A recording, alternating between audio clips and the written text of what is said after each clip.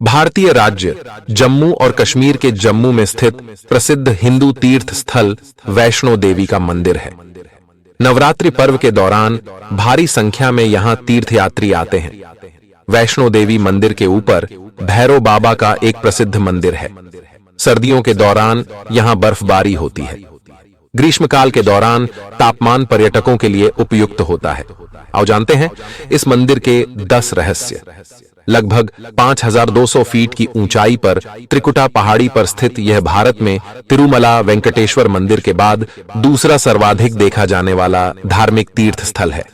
कटरा से ही वैष्णो देवी की पैदल चढ़ाई शुरू होती है, जो भवन तक करीब 13 किलोमीटर और भैरव मंदिर तक 14.5 किलोमीटर है।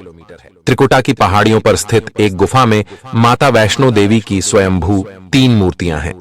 देवी काली दाएं, सरस्वती बाएं और लक्ष्मी मध्य पिंडी के रूप में गुफा में विराजित हैं। इन तीनों पिंडियों के सम्मिलित रूप को वैष्णो देवी माता कहा जाता है। इस स्थान को माता का भवन कहा जाता है। पवित्र गुफा की लंबाई 78 फीट है। इस गुफा में एक बड़ा चबूतरा बना हुआ है। इस चबूतरे पर माता का आसन है, जहां देवी त्रिकुटा अपनी माताओं के साथ विराजमान रहती हैं। भवन वह स्थान है जहां माता ने भैरवनाथ का वध किया था।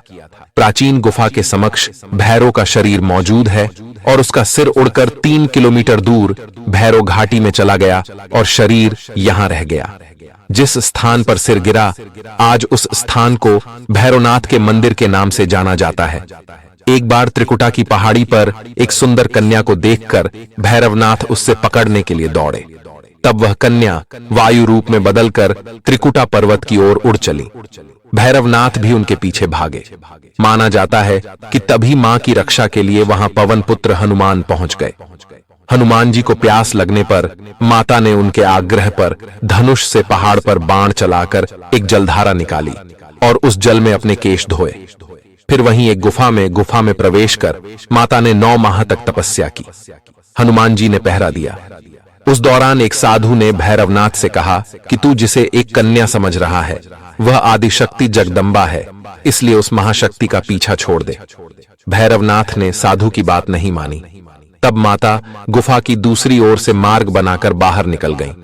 यह गुफा आज भी अर्धकुमारी या आदि कुमारी या गर्भजून के नाम से प्रसिद्ध है।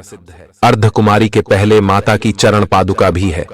यह वह स्थान है जहां माता ने भागते भागते मुड़कर भैरवनाथ को देखा था। भैरवनाथ गुफा के द्वार पर आ धमका। अंत में गुफा से बाहर निकलकर कन्या ने देवी का रूप धारण किया और भैरवनाथ वापस जाने का कहकर फिर से गुफा में चली गईं। लेकिन भैरवनाथ नहीं माना और गुफा में प्रवेश करने लगा। यह देखकर माता की गुफा कर पहरा दे रहे हनुमान जी ने उसे युद्ध के लिए ललकार और दोनों का युद्ध हुआ। युद्ध का कोई अंत नहीं देखकर माता वैष्णवी ने महाकाली का रूप लेकर भैरवनाथ का वध कर दिया। कहा जाता है कि अपने वध के बाद भैरवनाथ को अपनी भूल का पश्चाताप हुआ और उसने मां से क्षमादान की भीख मांगी। माता वैष्णो देवी जानती थीं कि उन पर हमला करने के पीछे भैरव की प्रमुख मंशा मोक्ष प्राप्त करने की थी।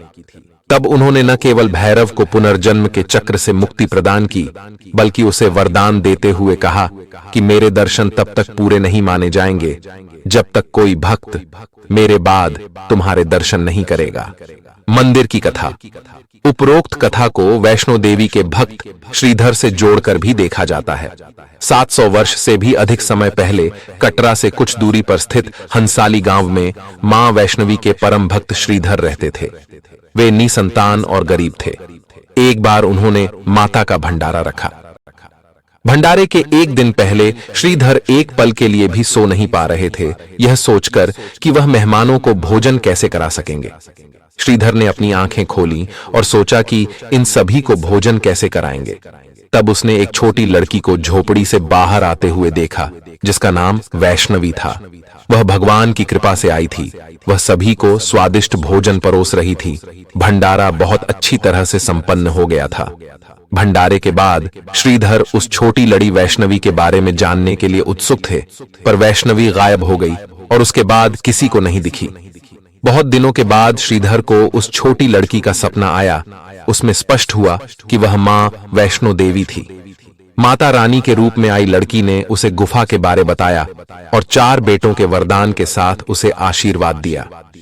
श्रीधर एक बार फिर खुश हो गए और मां की गुफा की तलाश में निकल पड़े और कुछ दिनों बाद उन्हें वह गुफा मिल गई। तभी से वहां पर माता के दर्शन के लिए श्रद्धालु जाने लगे। इस पवित्र गुफा में एक और चमत्कार देखने को मिलता है। इस गुफा से पवित्र गंगा जल निकलता रहता है। इस गुफा को गर्भ गुफा के नाम से भी जानी जाती है, क्योंकि मान्यता है कि मां वैष्णो ने 9 महीने इस गुफा में ऐसे रही। इस गुफा में केवल एक बार ही जा सकता है, दोबारा उस गुफा में नहीं जा सकता है। जो व्यक्ति इस गर्भ गुफा के अंदर ठहर जाता है वह पूरी जिंदगी सुखी जीवन व्यतीत करता है। प्राचीन ग्रंथ ऋग्वेद में भी इस त्रिकुट पर्वत का वर्णन किया गया है। मान्यता है कि मां पार्वती के आशीष का तेज इस गुफा पर पड़ता है, जिसकी आराधना में 33 करोड़ देवता हमेशा लगे रहते हैं। कुछ समय पहले यह गुफा काफी सकरी थी, जिसकी 1977 में एक नई गुफा बनवाई गई है, जिसमें एक गुफा में लोग मंदिर के लिए प्रवेश करते हैं और दूसरी गुफा से बाहर निकल जाते हैं। कहा जाता है कि इस गुफा के दर्शन कम ही लोग कर पाते हैं और मां वैष्णो देवी का दर्शन बस किस्मत वाले ही कर पाते हैं। मां वैष्णो देवी की गुफा में भैरव का शरीर रखा गया है।